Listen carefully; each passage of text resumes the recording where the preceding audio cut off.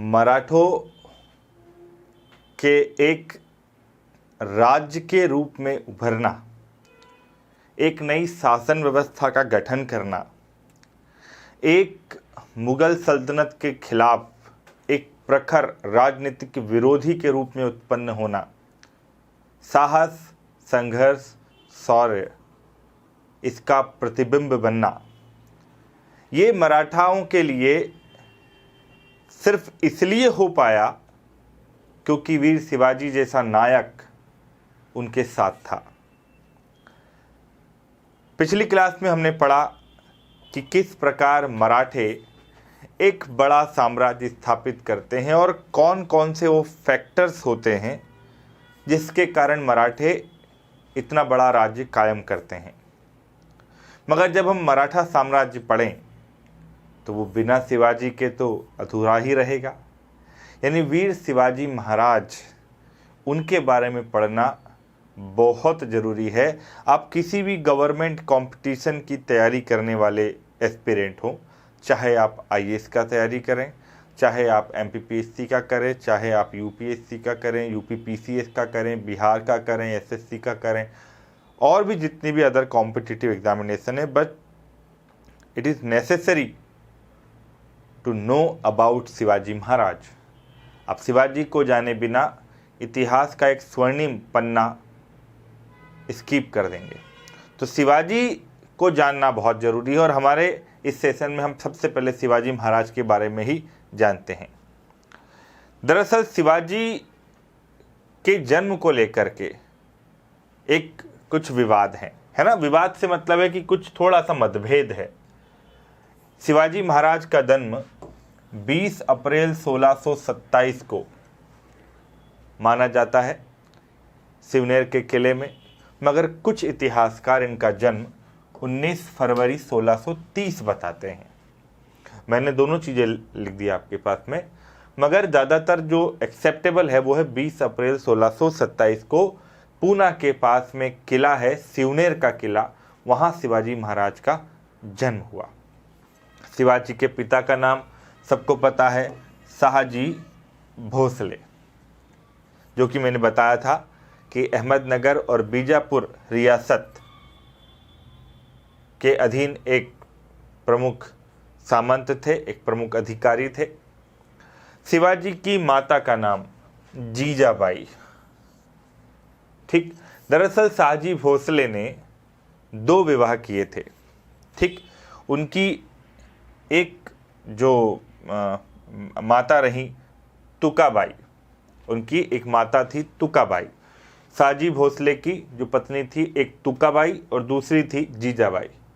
तो तुकाबाई के प्रति शाहजी भोसले ज़्यादा आकर्षित रहे या उनके साथ ज़्यादा समय बिताया, इसलिए शिवाजी प्रारंभ से ही अपने पिता के संरक्षण से वंचित रहे, शाहजी भोसले के संरक्षण से वंचित रहे। मगर उनकी माता जीजाबाई ने उनको सबसे बेहतरीन शिक्षा, सबसे अच्छे संस्कार और सबसे महान सीख दी है।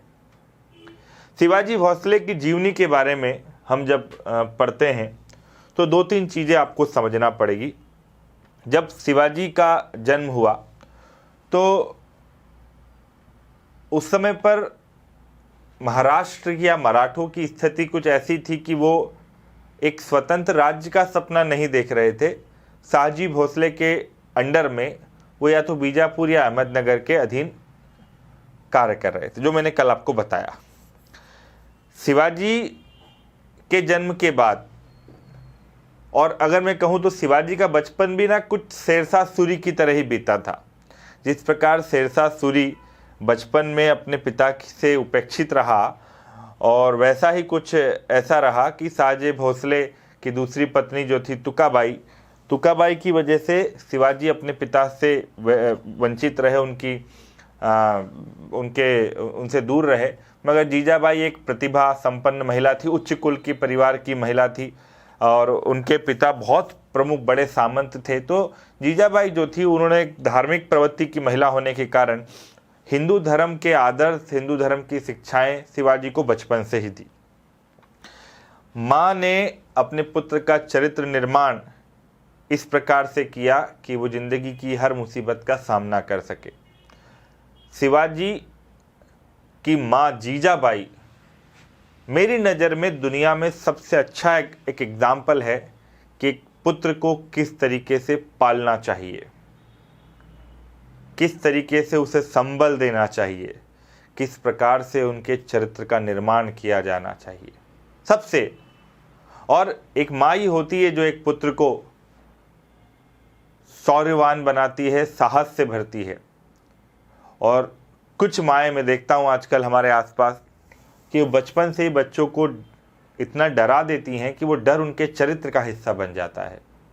मगर जीजाबाई ऐसी नहीं थी, क्योंकि जीजाबाई को पता था कि शिवाजी का जन्म किस उद्देश्य से हुआ है। शिवाजी की शिक्षा शुरुआत में उनकी मदर ने शिक्षा दी, मगर साजी भोसले ने अपने एक विद्वान अपने साथी दादाजी कोंडदेव को शिवाजी के पास में रखा और उनके संरक्षण में शिवाजी की शिक्षा दीक्षा हुई। तो जो दादाजी कोंडदेव थे वो इनके संरक्षक थे और दादाजी कोंडदेव से शिवाजी महाराज ने एक तरह से मतलब ये एक बुजुर्ग व्यक्ति थे जिनसे इन्होंने धर्म की शिक्षा, इन्होंने धार्मिक ग्रंथों की शिक्षा, युद्ध कौशल की शिक्षा, राजनीतिक सूझबूझ की शिक्षा, पॉलिटिक्स को कैसे समझना चाहिए, ये सब चीज़ें इन्होंने दादाजी कोंडदेव से सीखी।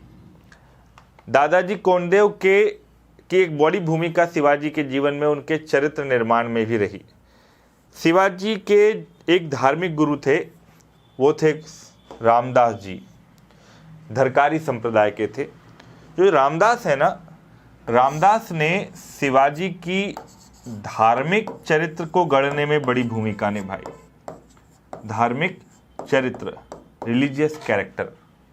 और रामदास एक ऐसे महान संत भी थे जिन्होंने मराठा साम्राज्य में या मराठा जनता में एक आध्यात्मिक चेतना का विकास किया। उन्होंने मराठों को संगठित किया, एक किया और राजनीतिक तौर पर एकीकरण को बढ़ावा देने का, यूनिफिकेशन को बढ़ावा देने का काम किया। उन्होंने 3 बातों का सबसे ज़्यादा अपना फोकस रखा, 3 चीज़ों पर: धर्म की रक्षा, गाय की रक्षा और ब्राह्मण की रक्षा। इन 3 चीज़ों पर उनका जोर था और ये तीनों चीज़ें शिवाजी महाराज ने उनसे सीखी थी।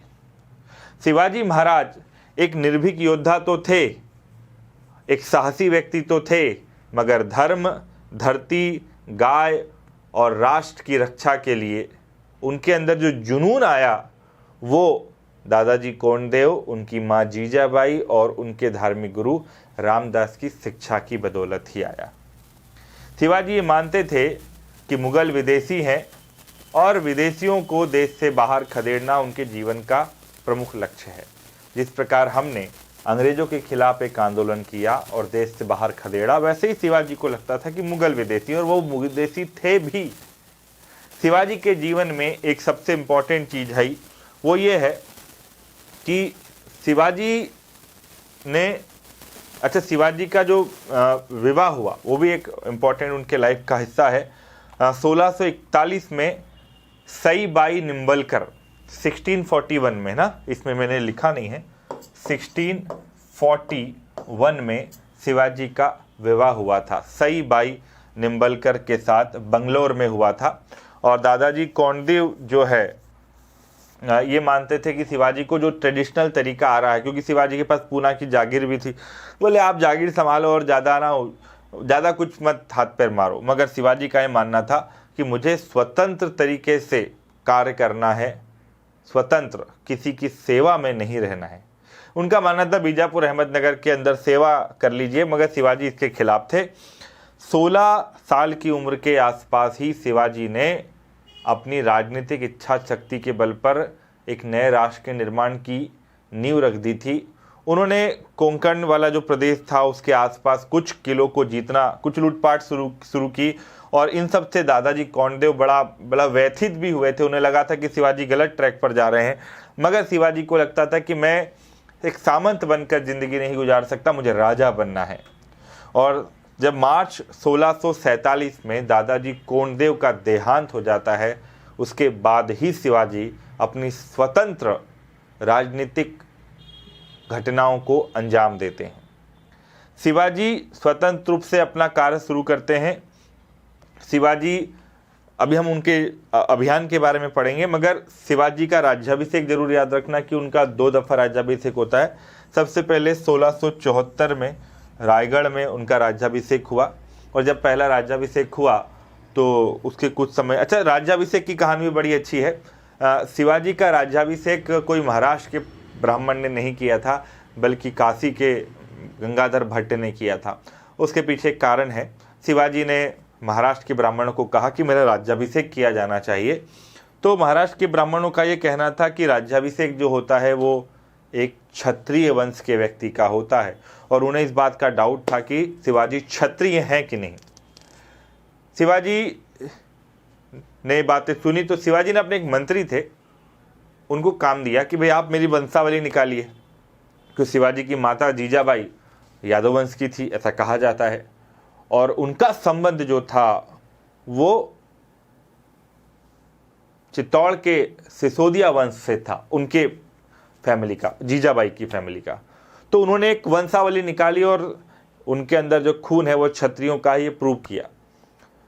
जब गंगाधर भट्ट को निमंत्रण भेजा तो उनके मन में भी शंका थी, तो शिवाजी के मंत्री ने गंगाधर भट्ट की सारी शंकाओं का समाधान किया।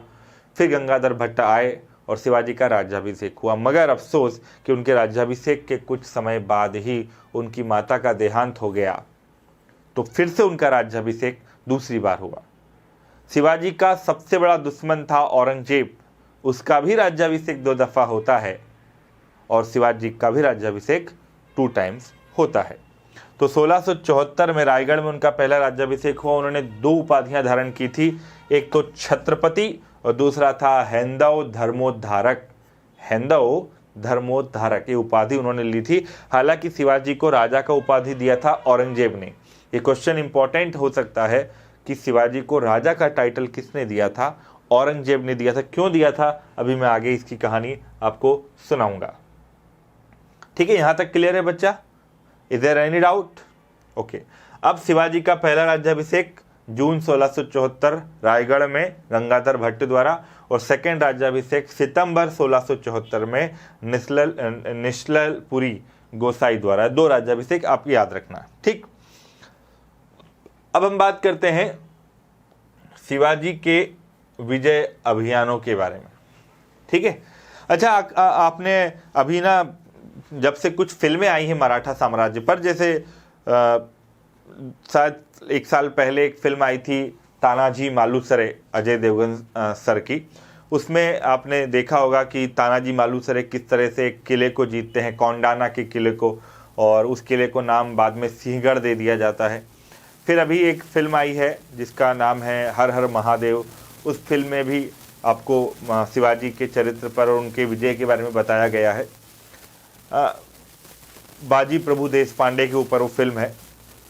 मगर आप एक चीज़ समझिए कि शिवाजी के जीवन में एक क्षेत्र का बड़ा योगदान है, वो है मावला, है ना। मावले लोग जो होते हैं ना, तो शिवाजी की पूरी विजय में जो सबसे प्रमुख चीज है वो है मावल। ये मावल क्या है, थोड़ा इसको समझना आप लोग। ठीक, मैं इसके लिए आपको कुछ एक मैप दिखाता हूं। ये शिवाजी का के जीते हुए कुछ स्टेट्स हैं, है ना। ये शिवाजी का है, मतलब मराठा साम्राज्य पूरा नहीं है जो 1600-1750 में आपको दिखता, वो नहीं है, पर ये शिवाजी का जो क्षेत्र था वो है। अब इसमें आप एक चीज देखिए, अब मैं इसमें मावल के बारे में आपको थोड़ा सा बताता हूँ। मावल है क्या? शिवाजी ने अपना जब राजनीतिक करियर शुरू किया तो उनको एक अच्छे सैनिकों की बहुत ज़रूरत थी। ठीक है, उनमें साहस, वीरता, स्वाभिमान तो ये सब कुछ था, मगर उनका विजय अभियान के लिए, स्वराज के सपने के लिए अच्छे योद्धा होना चाहिए।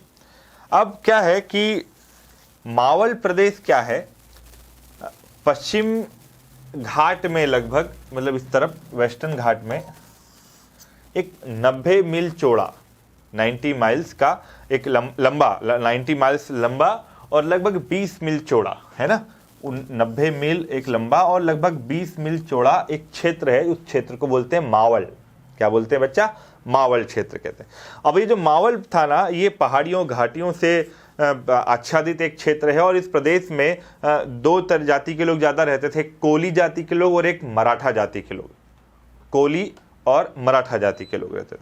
अब ये जो कोली और मराठा जाति के लोग हैं ना, ये संघर्षपूर्ण जीवन जीते हैं। फिजिकल लाइफ को मतलब एक नीडफुल लाइफ के लिए इनको बड़ा स्ट्रगल करना पड़ता था, तो साहसी तो थे ये।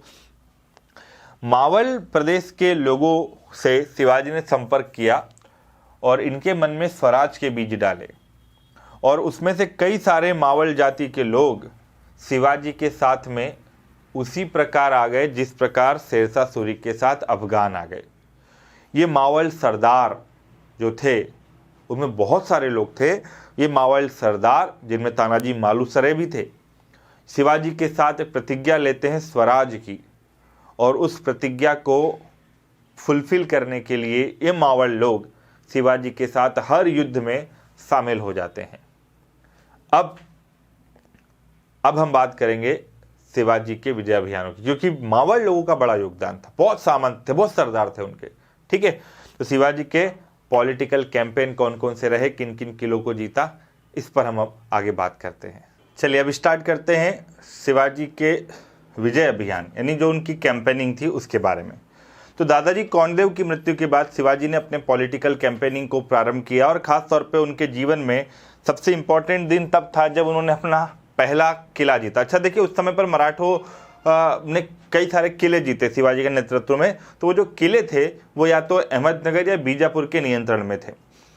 मोस्टली सबसे पहले जो लड़ाई हुई शिवाजी की वो बीजापुर के खिलाफ हुई। बीजापुर में आदिल शाही वंश का शासन था, तो उस आदिल शाही वंश के कई सारे फोर्ट से किले थे। उन किलों पर जीतने के लिए शिवाजी ने अपनी पॉलिटिकल कैंपेनिंग स्टार्ट की। मावली योद्धाओं के साथ, कोली योद्धाओं के साथ मिलकर के उन्होंने अपनी एक मजबूत सेना बनाई और सबसे पहले जो उन्होंने किला जीता वो किला था बच्चा सिंहगढ़ का किला, जिसको सिंहगढ़ नाम के पहले कोंडाना कहते थे। क्या कहते थे? कोंडाना कहते थे, ठीक। तो शिवाजी ने सबसे पहले जब सिंहगढ़ के किले को जीता तो उस समय पर वो बीजापुर के नियंत्रण में था, बीजापुर के आदिल शाही वंश के नियंत्रण में। इसके अलावा शिवाजी ने इसके बाद में चाकन, है ना, शिवाजी ने इसके बाद में चाकन, पुरंदर और कई सारे किले जीते, मगर सबसे इम्पोर्टेंट एक महत्वपूर्ण किला है वो है 1646 में तोरण का किला। कहाँ का किला है? तोरण का किला। 1646 में तोरण का जो किला था उस समय पर सफलतापूर्वक उन्होंने नियंत्रण स्थापित किया और कोंडाना इसका नाम था पहले, है ना, कोंडाना, जिस पर वो मूवी बनी है, आपको याद होगा ना, तानाजी मालुसरे वाली। तो कोंडाना का किले को सबसे पहले जीता, फिर उन्होंने तोरण को जीता। ये दोनों किले जो थे किसके नियंत्रण में बच्चा? ये थे बीजापुर के नियंत्रण। किसके नियंत्रण में? बीजापुर के नियंत्रण में। इसके बाद में शिवाजी ने सूपा, जावली जैसे कई सारे क्षेत्रों को जीता। राजगढ़, कोंकण क्षेत्र पर अधिकार किया और इसके अलावा जब उन्होंने बीजापुर के कई सारे छोटे छोटे क्षेत्रों को जीत लिया। अच्छा, एक किले के आसपास में कई सारे गांव होते हैं, तो उस गांव का राजस्व किलों में जाता है। तो वो किलों पर जब शिवाजी का कब्जा हो गया तो शिवाजी के खिलाफ बीजापुर में ये बातें फैलने लगी कि शिवाजी को अगर नहीं रोका गया तो शिवाजी जो है बीजापुर सल्तनत को ख़त्म कर देगा। अच्छा, इस समय पर उनका एक चीज़ और है कि उनके पिताजी जो थे, जो कि अहमदनगर क्षेत्र के लिए भी काम कर रहे थे, बीजापुर के लिए भी उन्होंने काम किया, तो शाहजी भोसले को ये सब चीज़ें पता नहीं थी या ये उनको रोक नहीं पा रहे थे शिवाजी को। मगर जब शिवाजी किसी से भी नहीं रुके तो उन्होंने बीजापुर के आदिल शाही वंश ने जो है अपने ऊपर उस समय, अच्छा बीजापुर की कंडीशन ऐसी थी कि ना वो कई सारे षड्यंत्रों का शिकार था राज्य, उसकी जो जड़ थी वो कमज़ोर हो चुकी थी और मुगलों का और बीजापुर का संघर्ष भी चल रहा था। ठीक है, तो बीजापुर के साथ में थोड़े वक्त के लिए शिवाजी का एक शांति समझौता हुआ था और उसमें उन्होंने ये कहा था कि मैं बीजापुर की तरफ से लड़ूंगा मुगलों के खिलाफ। उस समय मुगलों का गवर्नर था दक्कन में, वो था आलमगीर।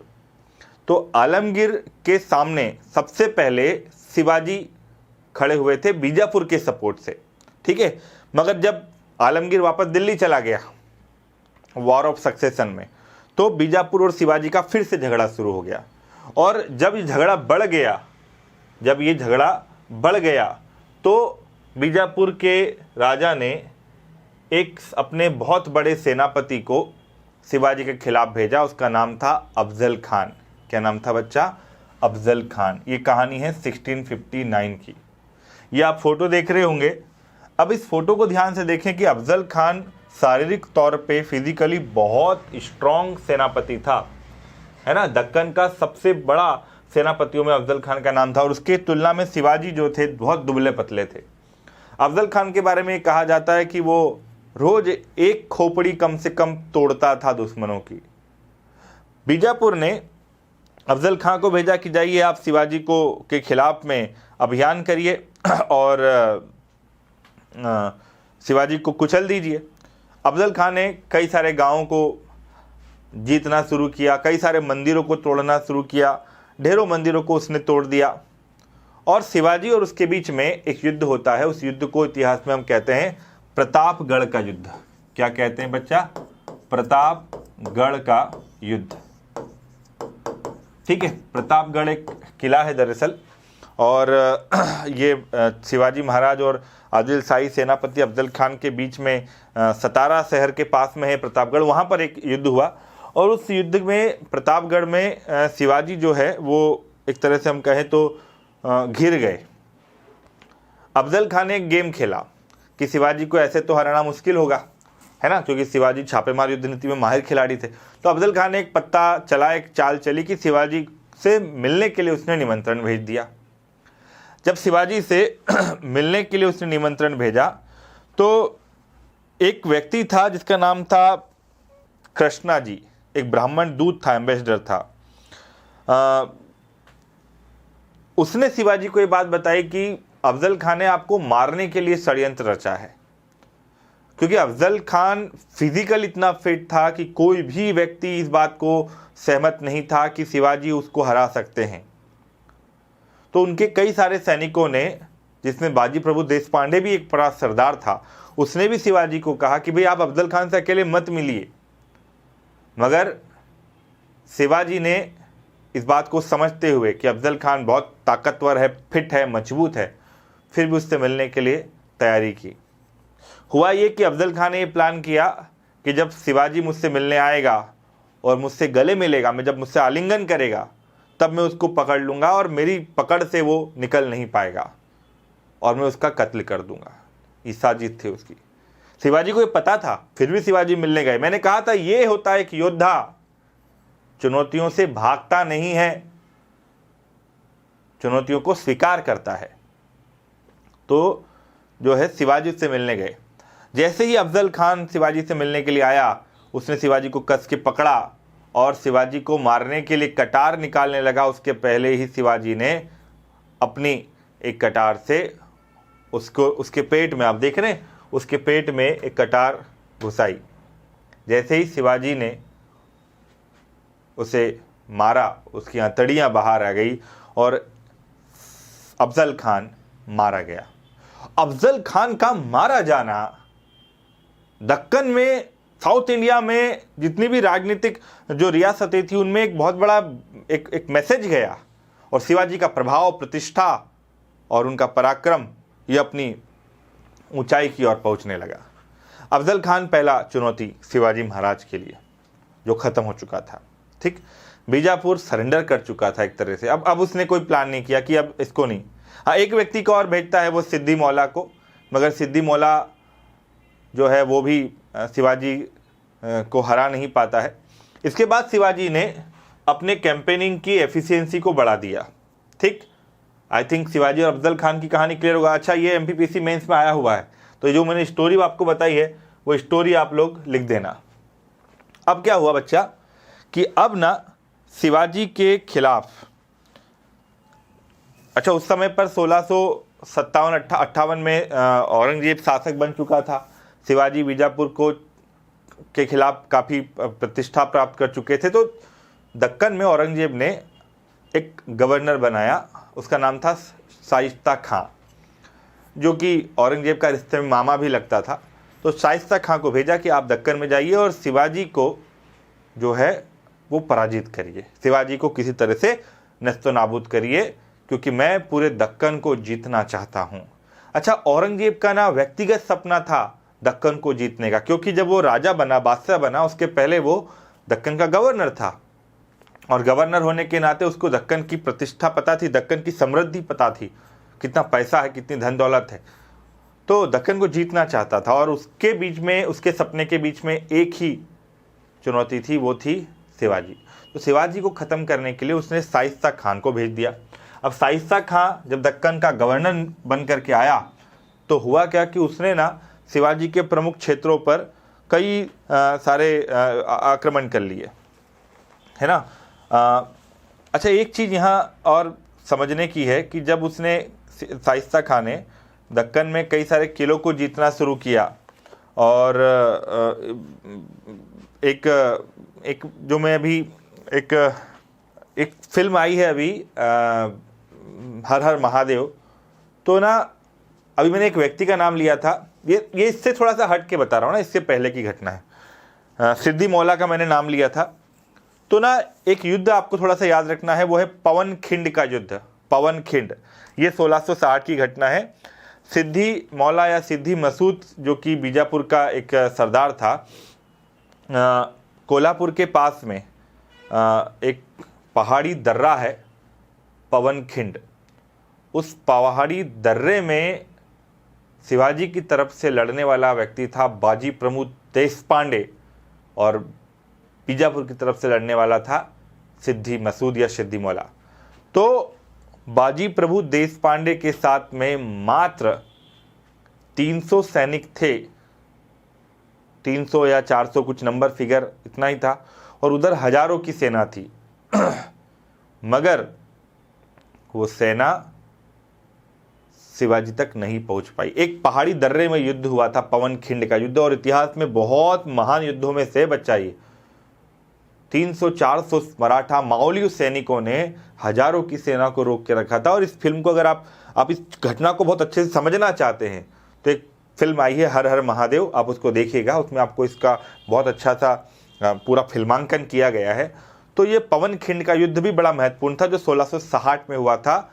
बाजी प्रभु देशपांडे शिवाजी के सेनापति और बीजापुर के, इस घटना के बाद बीजापुर ने अब सोचना छोड़ दिया कि हम शिवाजी को हरा पाएंगे। उसके बाद फिर औरंगजेब किसको अपॉइंट कर देता है? शाइस्ता खां को। तो शाइस्ता खां ने जैसे दक्कन का गवर्नर अपॉइंट हुआ, वैसे कई सारे राज्यों को जीतना शुरू किया। शिवाजी के कई सारे स्वराज के किले थे, उन पर भी आधिपत्य कर लिया। धीरे धीरे उसने क्या किया कि कई सारे गांवों को अपने अधीन किया, मंदिरों को तोड़ना शुरू किया। और जो शिवाजी की पैतृक जागीर थी पूना, पहले वो अहमदनगर को जीता, फिर पूना पर उसने कब्जा कर लिया। पूना वो जगह जहाँ शिवाजी का पूरा बचपना बीता, शिवाजी ने जहाँ शिक्षा दीक्षा ली, पूना। तो पूना पर शिवाजी के विरोधी यानी शाइस्ता खान का कब्जा हो गया। ठीक, शाइस्ता खान ने शिवाजी का एक जो घर था जिसको हम बोलते हैं लाल महल, उसको अपना निवास बना लिया। अब हुआ ये कि किस तरीके से शाइस्ता खां को हराया जाए, किस तरीके से शाइस्ता खां को उसको पराजित किया जाए। तो युद्ध में तो करना मुश्किल था, क्योंकि शाइस्ता खां के साथ बहुत बड़ी मुगल सेना थी। शिवाजी ने एक कॉन्सेप्ट अपनाया। आजकल आप लोग एक शब्द सुनते होंगे ना, सर्जिकल स्ट्राइक। सर्जिकल स्ट्राइक के बारे में पढ़ा होगा। सर्जिकल स्ट्राइक क्या होती है कि एक टारगेटेड अटैक होता है, यानी किसी एक, मान लीजिए कि एक पूरा शहर है, उस शहर में हमको सिर्फ एक बिल्डिंग पर अटैक करना है, वो है सर्जिकल स्ट्राइक। जबकि युद्ध क्या होता है कि पूरे शहर पर मिसाइल गिरा दो, है ना। सर्जिकल स्ट्राइक छोटी होती है, उसकी डेंसिटी कम होती है, और वो टारगेट को मार करके वापस। सर्जिकल स्ट्राइक का सबसे पहला एग्जाम्पल भारत में, हिंदुस्तान में शिवाजी महाराज ने ही दिया। शिवाजी महाराज ने क्या किया, एक प्लान बनाया। शिवाजी महाराज ने 14 अप्रैल 1663 को 14 अप्रैल 1663 अपने 250-300 सैनिकों को लिया। और अच्छा, पूना में ना उस समय घुसना बहुत मुश्किल था, सख्त पहरेदारी थी। तो शिवाजी एक बारात के साथ पूना में घुस गए, बाराती बन के। और पूना का चप्पा चप्पा शिवाजी का देखा हुआ था। तो वो और उनके सैनिक पहुंच गए लाल महल। शाइस्ता खां, रात का अंधेरा था, पहरेदार बाहर थे। शाइस्ता खां मस्त नींद में सो रहा था, चैन की नींद जिसको हम बोलते हैं। उसे पता नहीं था कि ये जो 14 अप्रैल की तारीख है, ये उसकी ज़िंदगी की इतनी खतरनाक रात होगी। शाइस्ता खां जब सो रहा था तब शिवाजी ने उसके ऊपर आक्रमण किया, मतलब उसके पूरे किले पर आक्रमण किया। शाइस्ता खां के रूम में शिवाजी पहुंचे और जब वो सोया था तो शिवाजी ने उसको जगाकर उस पर तलवार चलाई। काउंटर में वो तलवार उसके ऊपर से गुजर गई। थोड़ी देर बाद तक तो उसको समझ ही नहीं हुआ क्या। वो भागा, अपनी जान बचाकर भागा। और सैनिकों ने इधर बाहर भगदड़ मचा दी पूरी तरह से। जब सुबह पता चला शाइस्ता खां को कि क्या क्या नुकसान हुआ है, तो नुकसान ये हुआ कि उसने सबसे पहले तो अपना अंगूठा खोया, एक पुत्र खोया, 6 पत्नियां खोई, कई सारे दास दासियां खोए और 40 सेवक और कई सैकड़ों मुगल सैनिक, ये उसने खो दिए। ये बात आग की तरह फैली और दिल्ली पे जाकर के औरंगजेब तक पहुंच गई कि शाइस्ता खां पर शिवाजी ने आक्रमण किया और उसके पुत्र, पत्नी, सैनिक मुगल मारे गए। औरंगजेब आग बबूला हो गया। उसने पत्र लिख दिया शाइस्ता खां को कि तुम्हें दक्कन के सूबेदारी से हटाकर बंगाल भेजा जाता है, आप काबिल ही नहीं हो। शाइस्ता खां बड़ा अपमानित हुआ और शाइस्ता खां को हराकर के शिवाजी ने अपने आप को एक बहुत समझदार योद्धा सिद्ध कर दिया था। देखिए, युद्ध जो होते हैं ना, जरूरी नहीं है कि वो रणभूमि में ही लड़े जाएं, हमें जीत चाहिए। शिवाजी छापेमार युद्ध नीति में बहुत महान योद्धा थे। छापेमार युद्ध नीति इसके पहले महाराणा प्रताप ने अपनाई थी, उन्हीं को जनक कहा जाता है भारत में छापेमार युद्ध नीति का। तो शाइस्ता खां जब हारा तो वो यहाँ से भागा। शिवाजी के आत्मविश्वास में बहुत बढ़ोतरी हो गई थी। अब इसके बाद में शिवाजी ने एक काम किया, वो है सूरत की लूट। इसे इतिहास में सूरत का युद्ध भी कह देते हैं। दरअसल सूरत शहर के पास में अच्छा, सूरत जो था ना, उसका थोड़ा सा कंसेप्ट समझ लो।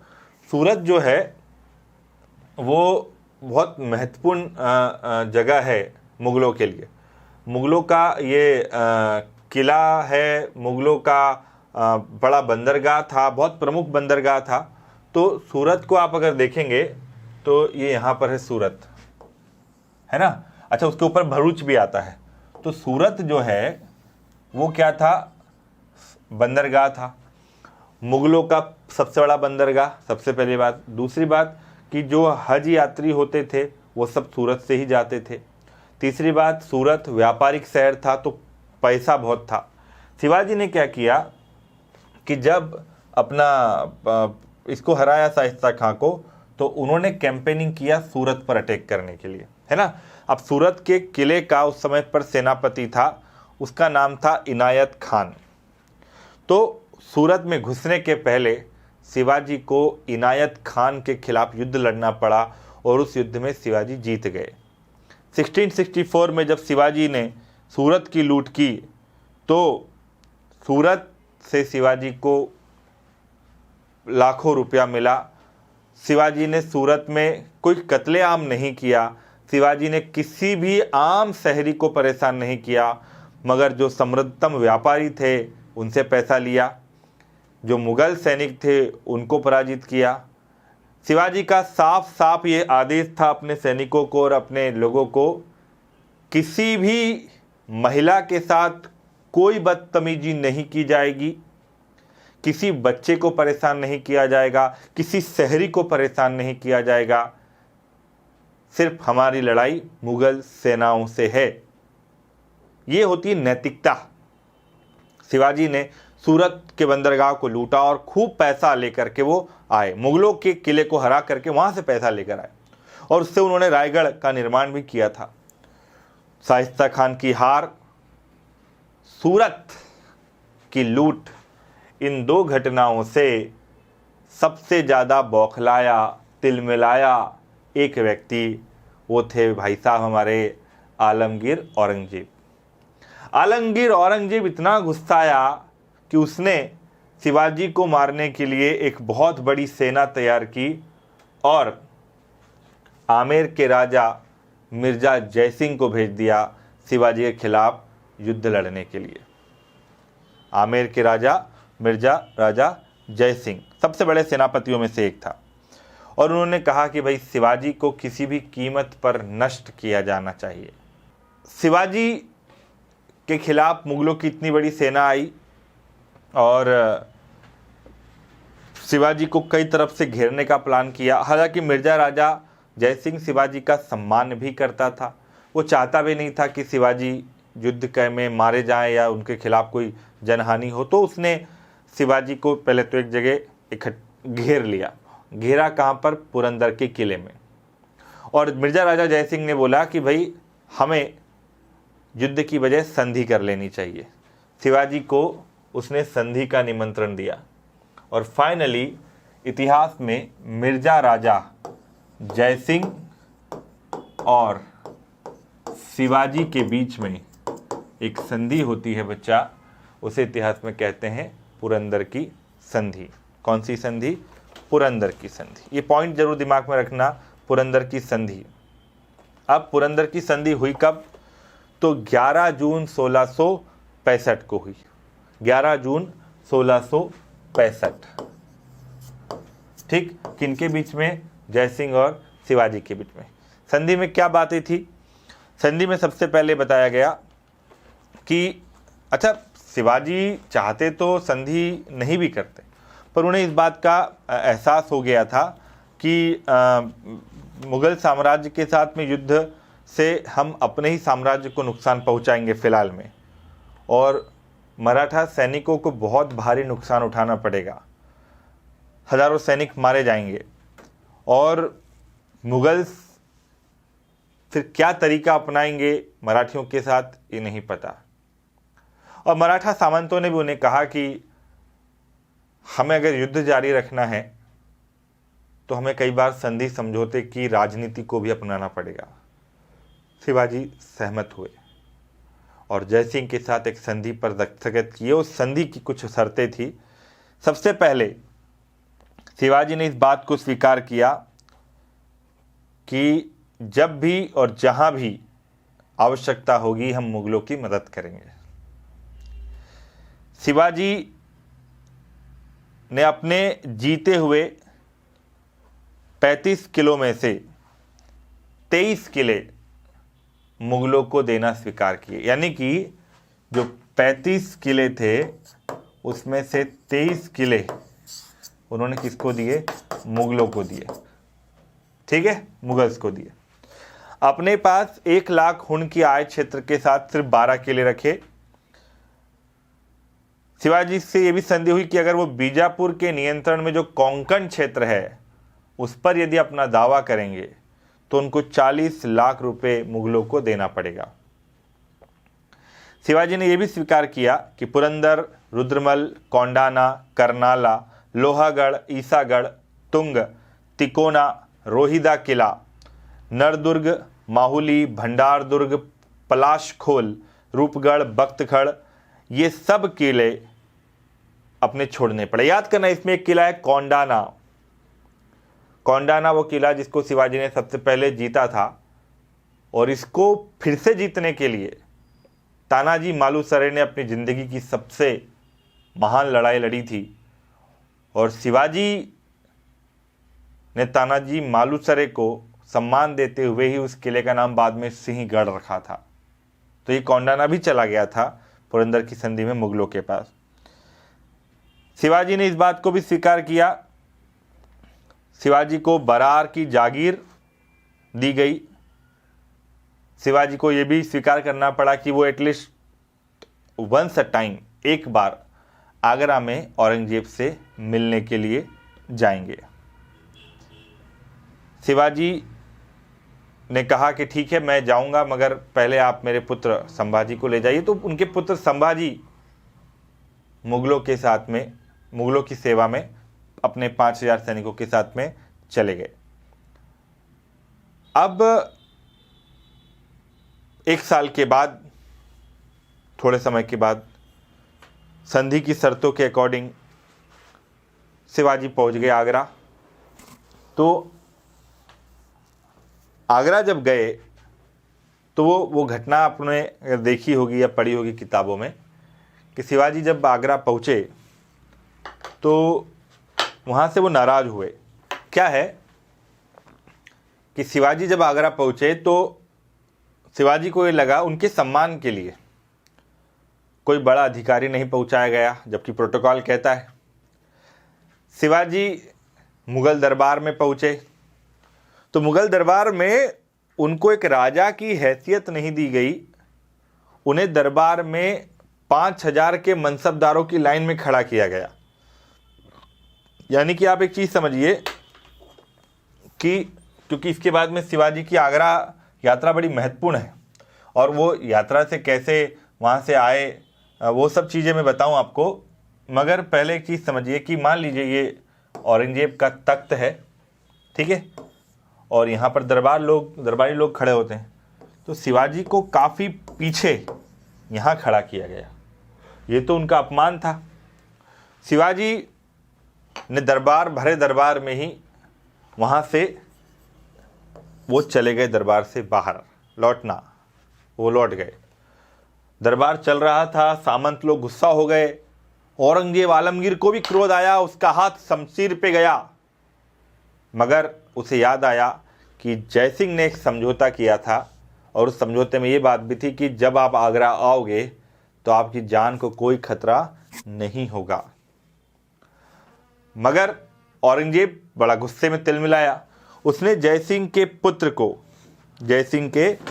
पुत्र को औरंगजेब ने समझाने के लिए भेजा शिवाजी को। शिवाजी गए, शिवाजी से मिला वो जयसिंह का पुत्र, और उसने कहा कि समस्या क्या है। उसने कहा तुम्हें लगता है कि मुझे इस लाइन में खड़ा होना चाहिए था? क्या ये मराठाओं का अपमान नहीं है? औरंगजेब से शिवाजी की मुलाकात कराई उसने।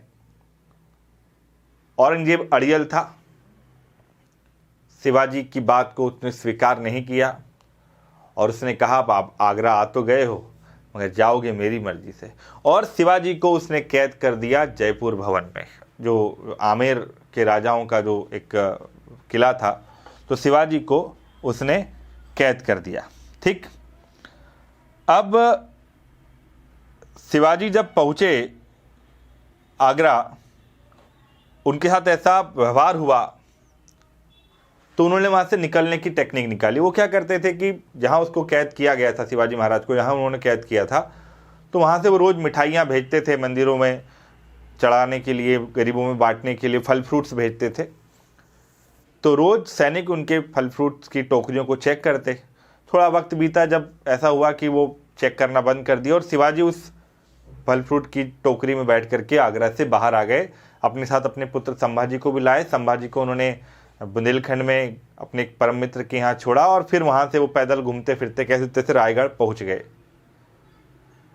फिर औरंगजेब फिर गुस्सा हुआ कि आगरा से निकल गए शिवाजी, मगर फिर औरंगजेब और उनके बीच में एक समझौता हुआ, और उस समझौते के तहत ही उनको राजा की उपाधि मिली थी।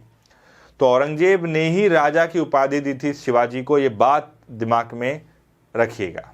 ठीक, अब क्या हुआ कि शिवाजी महाराज इसके बाद में एक तरह से मुगलों के खिलाफ लड़ाई थोड़े समय के लिए रोक देते हैं, और जब उन्होंने इसको रोका तब औरंगजेब भी ये बात मानता था, जानता था कि किसी न किसी तरीके से शिवाजी को हराना पड़ेगा, ये शांति समझौता स्थायी नहीं है, ठीक है। तो उसने क्या किया, दक्कन में अपने पैर फैलाने की कोशिश की, और दक्कन में पैर फैलाने के लिए उसने सबसे पहले एक किले को चुना जिसका नाम था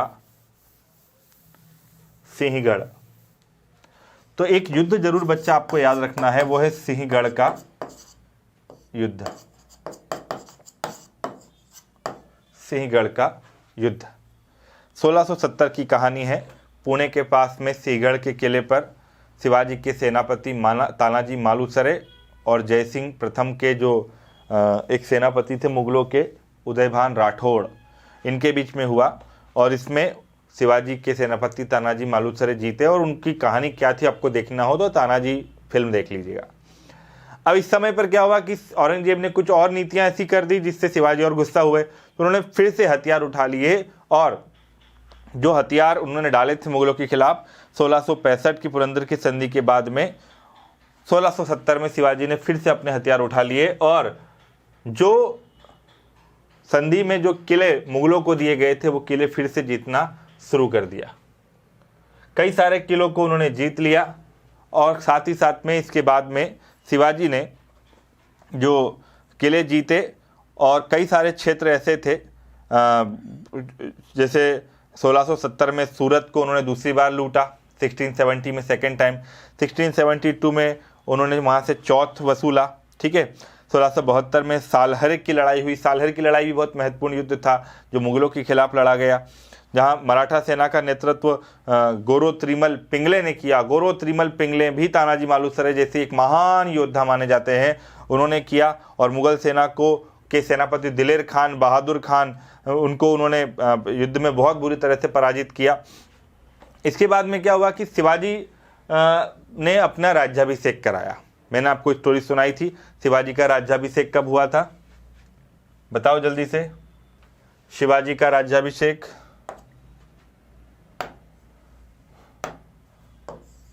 शिवाजी का राज्याभिषेक 2 बार हुआ था, मैंने बताया था। तो ये घटनाएं सीक्वेंस में याद रखना। तो सबसे पहले उनका राज्याभिषेक मैंने बताया जून में काशी के जो हमारे पंडित थे उन्होंने कराया था।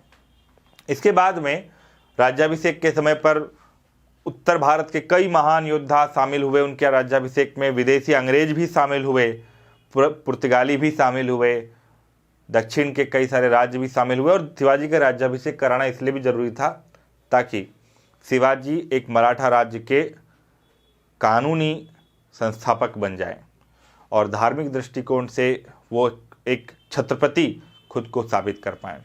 तो शिवाजी, और देखिए कितनी महान बात भी है कि उनकी माता जिंदगी भर यही चाहती रही कि शिवाजी छत्रपति बने, और जैसे वो छत्रपति बने कुछ समय बाद उनका देहांत हो गया। उनकी ज़िंदगी का भी यही लक्ष्य था।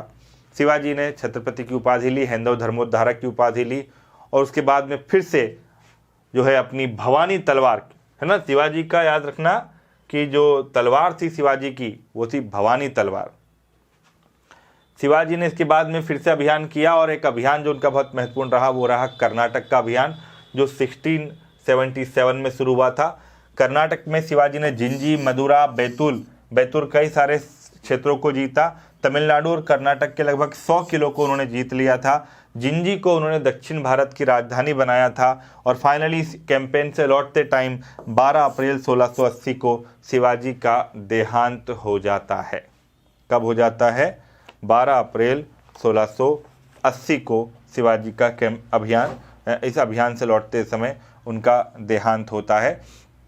शिवाजी अपने पीछे एक बहुत बड़ा साम्राज्य छोड़ करके गए, जो साम्राज्य इतिहास में आज भी अमर है। शिवाजी का एक युद्ध आप याद रखिएगा, वो है कल्याण का युद्ध। इसी कैंपेन के दौरान की बात है, वो 1682-83 की बात है, कल्याण का युद्ध। ये मुगलों के खिलाफ उनका एक हम मान सकते हैं कि अंतिम प्रमुख युद्ध था, जो बहादुर खान ने एक तरह से कल्याण एक किला था जो मराठाओं के नियंत्रण में था, तो मुगल सेनापति बहादुर खान ने इस किले को जीत लिया था। ये भी मुगलों और मराठों का प्रमुख युद्ध था।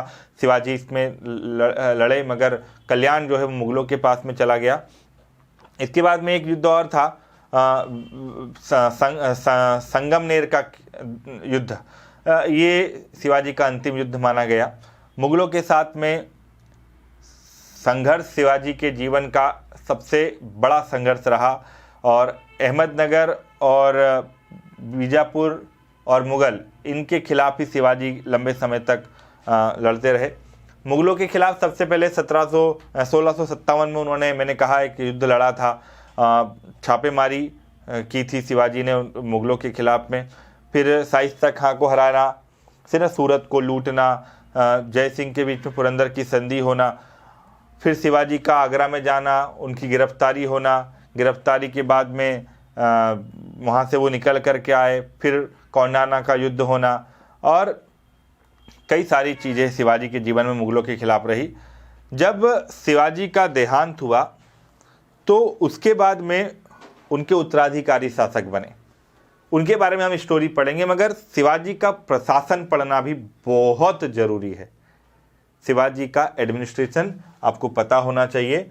शिवाजी की मृत्यु जब हुई तो औरंगजेब ने चैन की नींद वो सोया होगा, मगर औरंगजेब दक्कन को जीतने में नाकामयाब रहा, मराठाओं को जीतने में नाकामयाब रहा। उनके उत्तराधिकारियों ने भी उनके इस सपने को आगे बनाए रखा। शिवाजी का प्रशासन कुछ ऐसा था कि टॉप पर छत्रपति होता था और छत्रपति एक प्रभुत्व संपन्न शासक था, निरंकुश शासक था, एब्सोल्यूट रूलर था, अंतिम कानून का निर्माता था, लॉ मेकर था, डिसीजन मेकर था और एग्जीक्यूटिव बॉडी का भी हेड था, जुडिशरी हेड था, प्रशासनिक प्रमुख भी वही होता था। ठीक है, शिवाजी के प्रशासन की सबसे जो बड़ी खूबसूरत बात थी वो था अष्टप्रधान। शिवाजी का केंद्रीय प्रशासन बहुत हद तक दक्कन की प्रशासनिक व्यवस्था से मेल मिलाप रखता था। दक्कन के एक बहुत बड़े प्रधानमंत्री थे बीजापुर के मलिक अंबर, तो मलिक अंबर अहमदनगर के थे। मलिक अंबर की प्रशासनिक व्यवस्था से शिवाजी ने काफ़ी कुछ सीखा था और उनकी व्यवस्था को सुधार करके अपने यहाँ पर लागू किया। शिवाजी के दरबार में जो एक अष्टप्रधान था वो बहुत महत्वपूर्ण चीज़ है। ये अष्टप्रधान क्या था कि ये 8 मंत्रियों का एक समूह था जिसे हम अष्टप्रधान कहते हैं। अष्ट दिग्गज भी होते थे, जो सदाशिव कृष्णदेव राय था, उसके दरबार में थे कृष्णदेव राय के, मगर यहाँ अष्टप्रधान की बात हो रही है। प्रधान माने मंत्री, तो 8 मंत्री शिवाजी के दरबार में थे जो शिवाजी को रिपोर्ट करते थे। उसमें मंत्रियों में का काम था छत्रपति को सिर्फ परामर्श देना था और प्रत्येक पूरा जो मंत्री है वो राजा यानी छत्रपति के नियंत्रण में था। इन 8 मंत्रियों और इनके विभागों के बारे में आपको पता होना चाहिए, जिसमें सबसे पहला मंत्री होता है पेशवा। बाद में ये पेशवा मराठा साम्राज्य के सबसे बड़े अधिकारी बन जाते हैं, मगर शिवाजी के समय पर सिर्फ प्रधानमंत्री था। शिवाजी को सलाह देना इनका काम था और बाकी मंत्रियों के साथ में, बाकी सेना के साथ में इनके संबंध जो होते थे, जो वार्तालाप होता था, जो चीज़ें होती थी वो शिवाजी को बताते थे।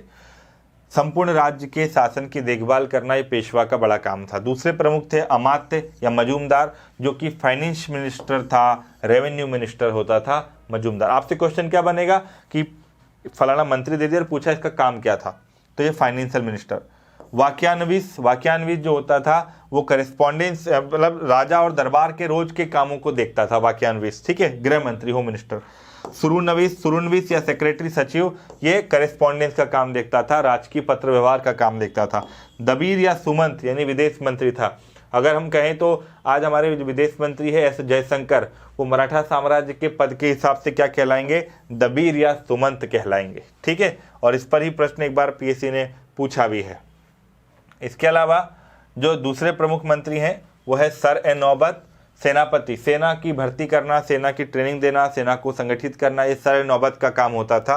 पंडित राव वो व्यक्ति था जो धार्मिक अनुष्ठान करवाता था और रिलीजियस चीज़ों को देखता था। और न्यायाधीश का काम सबको पता है कि जस्टिस करना। शिवाजी छत्रपति महाराज जो थे वो सबसे बड़े जज थे, उनके बाद कोई दूसरा नंबर का जज था वो था न्यायाधीश होता था। ये दीवानी और फौजदारी दोनों मामलों को देखता था। इसमें एक पॉइंट जरा इंपॉर्टेंट है, चिटनीस भी एक था, मैंने बताया वो पत्राचार। एक चीज़ यहाँ पर है कि पंडित राव और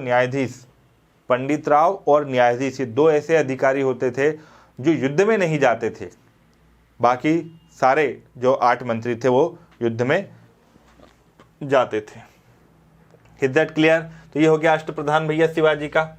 अब इसके बाद में ना शिवाजी का एक महत्वपूर्ण प्रशासन होता है, वो है राजस्व प्रशासन। राजस्व प्रशासन मतलब रेवेन्यू जो वसूलने का प्रशासन। तो शिवाजी का राजस्व प्रशासन रैयतवाड़ी व्यवस्था पर आधारित था। रैयतवाड़ी व्यवस्था क्या होती है बच्चा? रैयतवाड़ी का मतलब होता है कि राजा और राजा के नीचे जनता, और जनता राजा को टैक्स देती है, बीच में कोई मीडिएटर नहीं होता। ठीक है, यानी सरकार का सीधा जनता के साथ में जो संबंध है वो रैयतवाड़ी व्यवस्था था। वंशानुगत राजस्व अधिकारी जो पहले होते थे उनकी स्थितियों में काफ़ी कुछ बदलाव कर दिया था। जैसे कई सारे देशमुख, पाटिल और कुलकर्णी जैसे लोग थे, वो शिवाजी के अधीन थे। तो ये जो राजा को टैक्स दिया जाता था, व्यक्ति को नहीं। देशमुख और ये लोग तो टैक्स वसूलते थे सिर्फ राजा के बिहाफ पे। ठीक है, राजा ने ये भी किया, छत्रपति महाराज ने, कि पूरे राजस्व भूमि की पैमाइश करवाई। पैमाइश का मतलब होता है नप्ती कराना, और फिर उत्पादन का जो अनुमान होता था उस अनुमान के आधार पर कर लगाया जाता था। यानी ऐसा नहीं था कि सारी ज़मीनों पर एक जैसा कर लगा दिया। कोई ज़मीन अच्छी, उसकी फर्टाइलिटी रेट अच्छी है तो वह प्रोडक्शन अच्छा हुआ, कुछ ज़मीन बंजर भी थी। तो इन्होंने क्या किया कि उत्पादन के आधार पर टैक्स लगाया जाता था। राजस्व नगद या वस्तु के रूप में चुकाया जा सकता था, यानी आप तो पैसे के रूप में भी चुका सकते हैं, या आप जो फसल उगा रहे हैं वो भी दे सकते थे। शिवाजी ने उपज का 33% टैक्स लगाया। ठीक है, लैंड रेवेन्यू लगाया। बाद में वो 40% भी कर दिया गया था, मगर शुरुआत में सिर्फ 33% लिया जाता था, और पब्लिक बड़ी खुश थी क्योंकि उनके पास सरकार लैंड रेवेन्यू लेने के बदले उनको फैसिलिटी भी देती थी, इरिगेशन फैसिलिटी देती थी, लोन्स दिए जाते थे। तकावी लोन क्या होते हैं? जैसे आज हमारे केसीसी होती है, वैसे ही राजा द्वारा जनता को, किसानों को दिया जाने वाला लोन जो फसल उगाने के लिए होता था वो दिया जाता था इनको, किसानों को। ठीक है, अच्छा, भूमि की पैमाइश कराई, वो भी जरीब से। जरीब उस समय पर यूनिट होती थी। ठीक, अब किसानों को तकावी लोन मैंने बताया दिए जाते थे। गांव के प्राचीन जो पैतृक अधिकारी होते थे पाटिल, और जिले का प्रमुख देश पांडे या देशमुख होता था। अब यहाँ 2 टैक्स बड़े इंपॉर्टेंट है, वो है चौथ और सरदेशमुख। ठीक, चौथ और सरदेशमुख, ये क्या होता है? चौथ शिवाजी का एक बहुत अच्छा टैक्स था। जो दूसरे विजित राज्य हैं जो अपने क्षेत्र जीत लिए, या फिर जो क्षेत्र आपसे प्रोटेक्शन की डिमांड करते हैं, उनसे भूमि, उनके कर का, उनकी उपज का 1/4 भाग कर के रूप में लिया जाता था। याद रखिएगा, चौथ क्या है? गैर मराठा क्षेत्र जो आपने जीते हैं, या फिर वो क्षेत्र जो प्रोटेक्शन चाहते हैं, उनकी जनता से लिया जाने वाला टैक्स चौथ होता था, जो 1/4 होता था उपज का। ठीक है, क्लियर है? सरदेशमुख क्या है? सरदेशमुख ये एक एक्स्ट्रा टैक्स था, अतिरिक्त कर था, जो उपज के का 10% यानी 1/10 भाग लिया जाता था, वो अपने क्षेत्रों से भी और दूसरे क्षेत्रों से भी। तो सरदेशमुख ये एक अतिरिक्त कर था जो शिवाजी वसूलते थे, 1/10% आपको देना पड़ता था। तो चौथ और सरदेशमुखी ये 2 प्रमुख कर आपके दिमाग में होने चाहिए शिवाजी महाराज के। ठीक है, इसके बाद में जुडिशल सिस्टम कैसा था शिवाजी का? तो न्याय व्यवस्था मैंने बताया कि प्राचीन स्मृतियों पर आधारित थी, जो धर्म था, धर्म व्यवस्था पर आधारित थी। यहाँ एक बात क्लियर कर दूं कि शिवाजी सेक्युलर राजा थे, हिंदू धर्म को मानते थे, हिंदू धर्मोद्धारक की उपाधि ले रखी थी, गाय, ब्राह्मण और राज्य की रक्षा के प्रति प्रतिज्ञा ले रखी थी, मगर उनकी सेना में, उनके राज्य में मुसलमान भी खुश थे।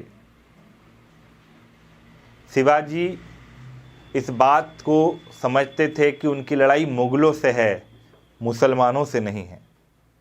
तो मुस्लिम लोगों के खिलाफ किसी तरह की कोई वैसा कार्य नहीं हुआ जो औरंगजेब ने किया हिंदुओं के खिलाफ। सेक्युलर राजा थे। शिवाजी महाराज में जो ग्राम स्तर पर जो आपराधिक मामले होते थे उनकी सुनवाई पटेल करता था, मतलब पटेल जज हो गया था गांव में। अपील, अंतिम अपील होती थी एक बड़ी अदालत में जो रायगढ़ में है, उसका नाम है हाजिर मजलिस। ये बड़ी अदालत है। सर्वोच्च न्यायाधीश शिवाजी होते थे। उसके बाद में शिवाजी का दरबार भी होता था, जहाँ पर आप क्या कर सकते हैं, अपनी अपील कर सकते थे और न्याय की उम्मीद लगा सकते थे। शिवाजी के पास में एक स्थायी और नियमित सेना होती थी। शिवाजी की सेना बहुत ताकतवर थी, बहुत मजबूत थी। शिवाजी की सेना में सबसे पहले घुड़सवार होते हैं, ठीक है। एक अनुशासित और कुशल सेना शिवाजी के पास में थी। शिवाजी के सैनिकों को नगद में भुगतान किया जाता था, मगर जो प्रमुख कमांडर होते थे उनको जागीर दे दी जाती थी। उनकी शिवाजी की सेना में इन्फेंट्री, घुड़सवार, नौसेना, ये सब शामिल थे। शिवाजी सबसे पहले व्यक्ति थे जिन्होंने नौसेना बनाई थी। तो शिवाजी की सेना में एक पद है बरगीर। बरगीर क्या है, ध्यान रखना, राज्य की ओर से घोड़े और उनको जो है अस्त्र दिए जाते थे। बरगीर वो सैनिक हैं जिनको सरकार घोड़ा और अस्त्र जो है वो दिए जाते थे। सिलेदार जो होते थे वो मराठा सैनिक होते जो खुद के घोड़े और अस्त्र अपने रखते थे। खुद के घोड़े, सिलेदार। तानाजी मालुसरे सिलेदार थे, अपने पास उनके खुद के घोड़े थे, उनके पास खुद के हथियार थे, खुद के पास सैनिक रखने की उनके पास पावर होती थी। शिवाजी की सेना में कई अलग अलग जातियों के सैनिक थे। मैंने मावला सैनिक भी थे, और मावला लोग ही उनके अंगरक्षक भी थे। उनके जो थे बॉडीगार्ड होते थे, मावली सैनिक होते थे। शिवाजी के सैनिकों को नगद वेतन दिया जाता था। पागा क्या होता था, ये घुड़सवार सेना का एक संगठन था जिसको हम पागा बोलते हैं। तो अक्सर ऐसे क्वेश्चन आ जाते हैं कि भाई पागा क्या था मराठा सैनिकों में, और ये बाद में भी चलता रहा सिस्टम। तो पागा घुड़सवार सेना का एक संगठन होता था जो पागा कहलाता था, ठीक है। अब शिवाजी के समय पर एक किला बड़ा प्रसिद्ध रहा, वो था रायगढ़ का किला। रायगढ़ का किला जो शिवाजी की राजधानी थी, दरअसल इसका पहले नाम रायरी होता था। 12वीं शताब्दी तक इसका नाम रायरी रहा। और यूरोपियन लोगों के मतलब इतिहास को हम पढ़ते हैं, जब भारत के इतिहास को यूरोपियन इतिहासकारों की दृष्टि से, तो वो इस किले को बड़ा महत्वपूर्ण मानते हैं। शिवाजी ने जावली के एक मोरे से प्राप्त किया जो पहले आदिल शाह के अधीन था। 1662 में इसका नाम बदल करके रायगढ़ रख दिया। 1664 तक शिवाजी की सरकार के गढ़ के रूप में रहा। फिर इसको उन्होंने अपनी राजधानी बनाया, और रायगढ़ जो है बड़ा पॉपुलर किला बाद में इतिहास में हमारे यहाँ शामिल भी बना, ठीक है। शिवाजी के बारे में एक चीज़ और मैंने बताया, पागा सेना, सिलेदार, पैदल सेना। शिवाजी की सेना में जो सबसे नीचे एक व्यक्ति होता था उसे हवलदार कहते थे, जो आज भी होता है, ठीक है। शिवाजी जो जब हम पढ़ते हैं तो उनकी जो मतलब व्यवस्था है शिवाजी की, उस व्यवस्था में मतलब इतनी अच्छी प्रशासनिक व्यवस्था थी कि वो आज भी मराठा प्रशासन में, उस महाराष्ट्र के प्रशासन में वो व्यवस्था आपको देखने को मिलती है। शिवाजी की सेना, शिवाजी का राजस्व व्यवस्था, शिवाजी ने जो एक प्रशासनिक व्यवस्था का निर्माण कर दिया था, एक जो बीज बो दिया था, उस बीज को बाद में मराठा उनके उत्तराधिकारियों ने, चाहे संभाजी हो, चाहे राजाराम हो, चाहे फिर मराठा पेशवा हो, उन्होंने उस बीज को इतना बड़ा एक पेड़ बना दिया कि वो पेड़ इतना महान बन गया कि उसकी छत्र छाया में मुगल राजा भी चैन की नींद सोते थे। शिवाजी का सपना स्वराज हो अपना, इस सपने को बाद में मराठा पेशवाओं ने आगे बढ़ाया, और बाद में जो है एक महान मराठा साम्राज्य हम लोग देखेंगे अभी आने वाली क्लासेस में। तो ये शिवाजी की कहानी थी दोस्तों, जो मुझे लगता है कि आप लोगों को पता होना चाहिए। इसके बाद हम पढ़ेंगे शिवाजी के उत्तराधिकारी कौन कौन थे और उनकी क्या कहानी थी। कौन थे संभाजी, कौन थे साहू जी, कौन थे राजा राम, कौन थी ताराबाई, इन सब पर बात करेंगे नेक्स्ट क्लास में। तो जुड़े रहिए हमारे साथ में, पढ़ते रहिए आधुनिक भारत की स्टोरीज़ को, और एग्ज़ाम की तैयारी करते रहिए। ज़िंदगी में ना डरना है, ना भागना है, ना कमज़ोर पड़ना है। यकीन मानो कि ग्रहण तो सूरज पर भी लगता है, मगर सूरज फिर भी चमकना बंद नहीं करता।